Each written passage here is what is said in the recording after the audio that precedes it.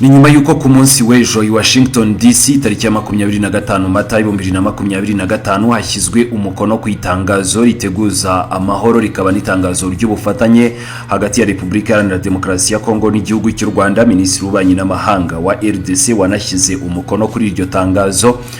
Mukanya kashize yashyize hanze itangazo rigenewe abanyamakuru. Ni kirero cyanditse muri iryo tangazo ngiye kuba ndi gusomera 5 muri iyi nkuru yacu, nkwibutsa ko wanareba hasi handitse subscribe kugira ngo amakuru atandukanye uzajye ukomeza kuyabonera ku gihe 5 mbere yuko musomera iri tangazo rikambanze mugezeho ijambo uyu Kayikwamba yavuze nyuma yuko bari bamaze gushyira umukono kuri iyo nyandiko ihuriweho n'ibihugu byombi. Yatangiye agira ati: Nyakubahwa Senateri Marco Rubio, bwana munyamabanga wa Leta Zunze Ubumwe za Amerika, Dr. Mosade Borus, umujyanama mukuru w'umunyamabanga wa Leta Zunze Ubumwe za Amerika ni ku bibazo bya Afrika, Nyakubahwa Olivier Nduhungirehe, Minisitiri w'Ububanyi n'Amahanga w'igihugu cy'u Rwanda, abanyacyubahiro batumirwa, mbanje kubasuhuza no kubashimira.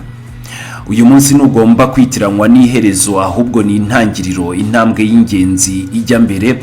Tuyiteye dufite ubushake n'ubudahemuka. Uyu mwanya urihariye cyane kuri Repubulika Iharanira Demokarasi ya Kongo. Muri Goma, Bukavu n'ahandi hose haracyari ukuri kutigeze kubabarirwa. Abantu bavuye mu byabo, umutekano muke uracyahari, ubuzima buracyagoye. Ibi ni ibintu rero mu by'ukuri tudagomba gukomeza kurebera mu ndorerwamo y'inyandiko ndetse n'imyanzuro turimo gufata hano uyu munsi, ahubwo ni ibibazo bifatika, ni ibibazo by'abantu dukwiriye kwitaho.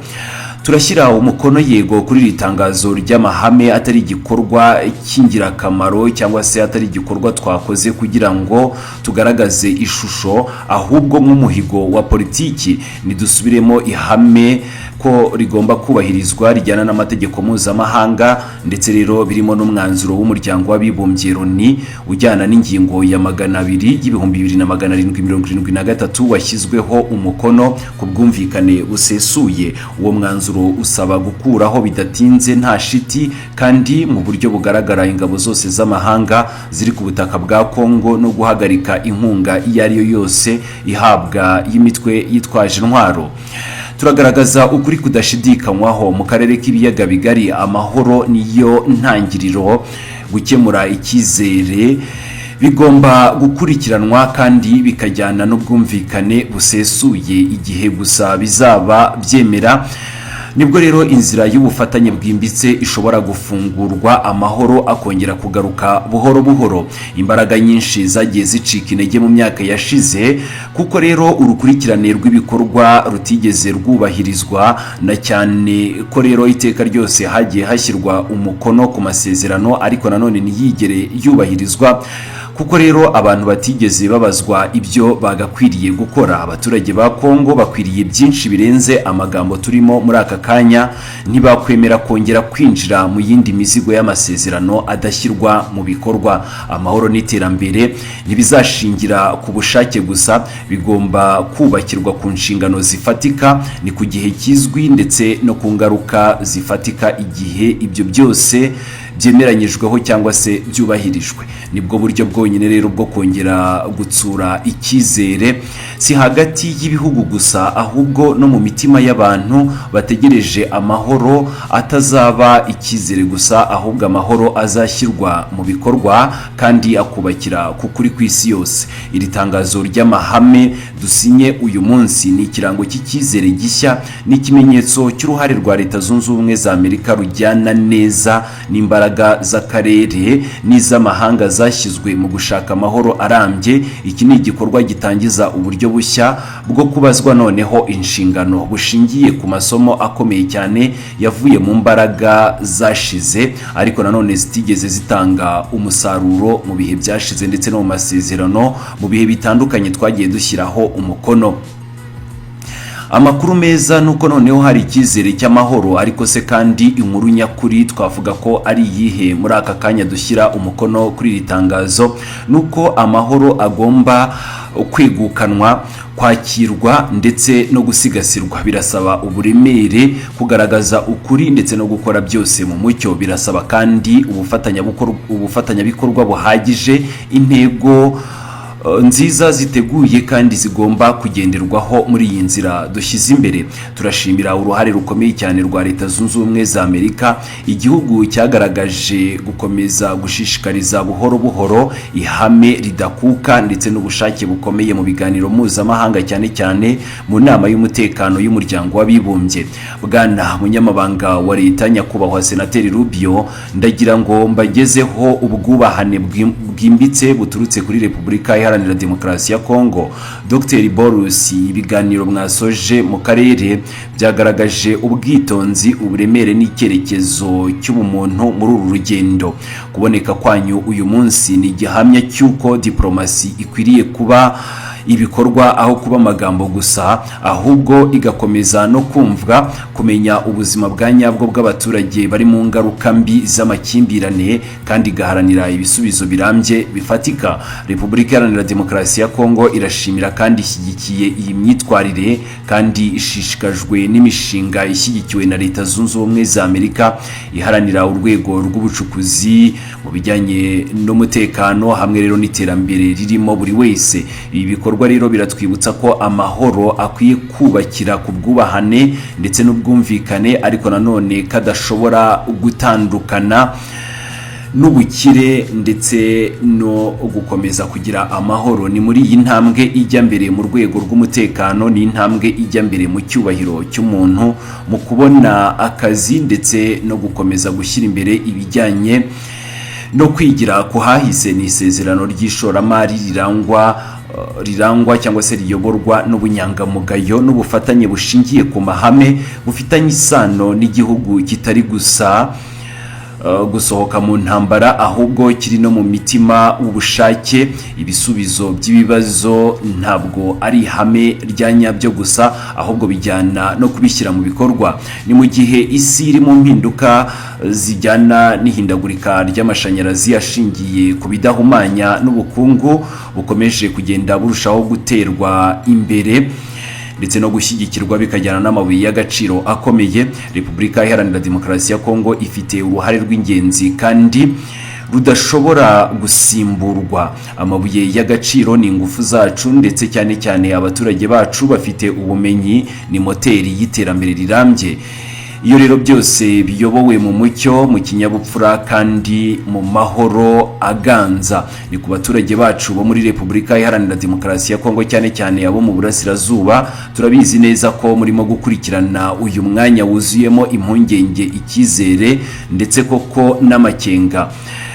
Mufite uburenganzira, mufite impamvu zifatika zo kutongera kwemera amasezerano, mufite uburenganzira bwo gusaba ibikorwa bifite igipimo cy'ibyo rero mwanyuzemo kandi mwabajijweho. Imbaraga zacu zituruka mu kwihangana kwanyu, mwebwe baturage ba Repubulika Iharanira Demokarasi ya Kongo. Ni mu bushake bwanyu bwo guharanira ubutabera ndetse no kwizera kudatezuka dusangiye.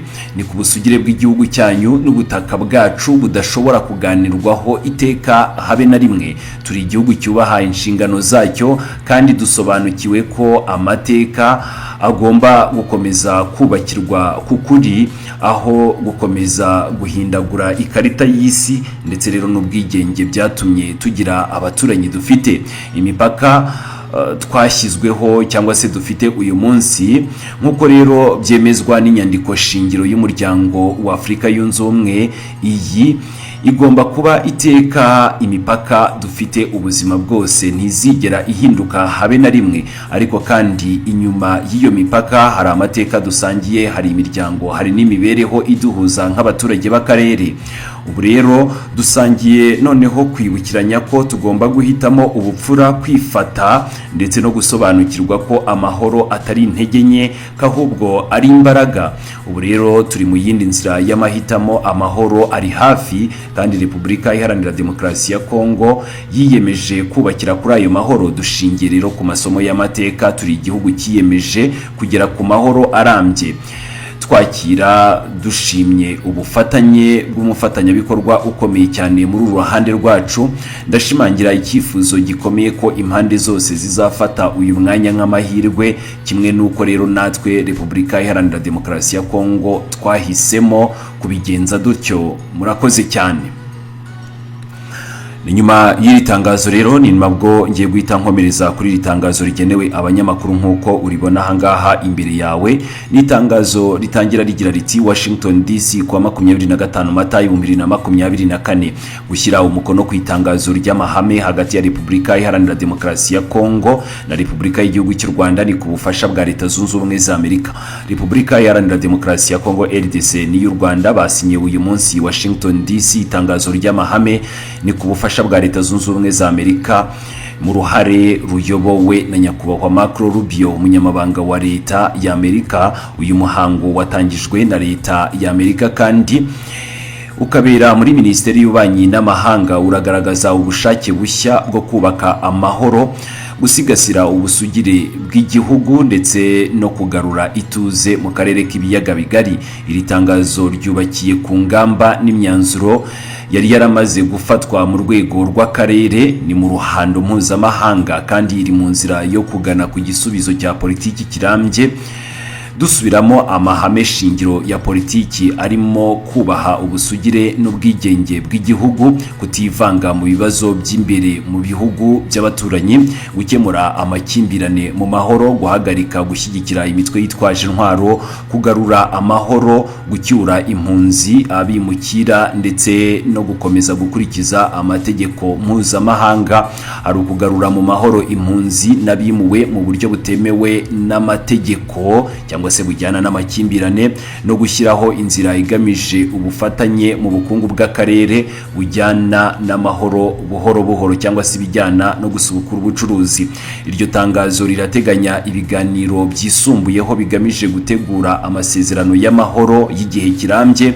Uyu mushinga wa Leta Zunze Ubumwe za Amerika ugamije kuganira n'andi mahuriro y'imishinga y'amahoro akomeje mu karere, cyane cyane ubuhuza burimo gukorwa na Leta ya Qatar. Ni mu ijambo rye nyakubahwa Therese Kayikwamba Wagner, Minisitiri w'Ububanyi n'Amahanga, yagaragaje ko iri tangazo kari intambwe ikomeye cyane igiye kuganisha ku mahoro arambye, ariko nanone yibutsa ko amahoro agomba kugerwaho mu buryo bwimbitse ndetse n'ubugenzuzi bukomeye, umutekano ubanza kwizerana bigakurikiraho, hanyuma rero hagakurikiraho ubufatanye.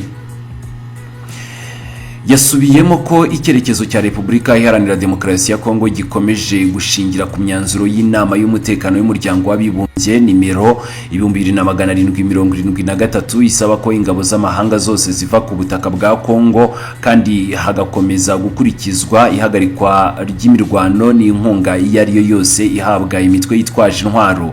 Minisitiri yibukije ko Repubulika Iharanira Demokarasi ya Kongo ari igice cy'ingenzi mu gushaka ibisubizo by'ibibazo si hame rya nyaryo gusa, ahubwo bikajyana cyane cyane no mu mpinduka zishingiye ku ngufu no kubijyanye n'uruhererekane rw'ibikoresho birimo nk'amabuye y'agaciro afitiye isi runini cyangwa se afatiye isi runini, umutungo kamere w'igihugu, amabuye y'agaciro, ingufu n'abantu bafite ubumenyi bagomba rero gukoreshwa mu mucyo, mu buryo burambye ndetse no mu nyungu za rubanda, bityo rero bikaba igisubizo kirambye ku mahoro n'iterambere. Yashimangiye kandi ko akamaro ko gushyiraho amasezerano ashyirwaho umukono bigomba kubahirizwa ndetse no gushyiraho uburyo bufatika bwo kugenzura ishyirwa mu bikorwa. Yavuze ko imyanzuro yabanje kenshi yagiye ishyirwaho umukono ariko kandi nishyirwe mu bikorwa. Yagiye agaragaza ko ibyo byose bidakwiriye kongera kuzigera bibaho na rimwe. Amahoro nk'uko yabivuze agomba gushingira ku mwanya wa mbere, hakibazwa noneho uburyo buri ruhande rutigeze rugira icyo rukora cyangwa se hakabazwa inshingano buri ruhande. Repubulika Iharanira Demokarasi ya Kongo yashimiye uruhare rwimbitse Leta Zunze Ubumwe za Amerika ishyira by'umwihariko mu kugarura amahoro muri Repubulika Iharanira Demokarasi ya Kongo, aho RDC yashimiye nyakubahwa Dr Mossad Borusi, umujyanama mukuru wa Minisiteri y'Ububanyi n'Amahanga ya Amerika ishinzwe Afurika. Ibiganiro bikomeye yakoze mu karere byagize uruhare rukomeye cyane mu gutanga ishusho ya diplomasi yita ku byifuzo by'abaturage, yibanda ku bisubizo bifite ishingiro no ku buzima bw'abantu. Ni nyuma y'uyu muhango intumwa za Kongo zitabiriye inama zo ku rwego rw'ububanyi n'amahanga zikomeye, harimo inama hagati ya RDC, Leta Zunze Ubumwe za Amerika igamije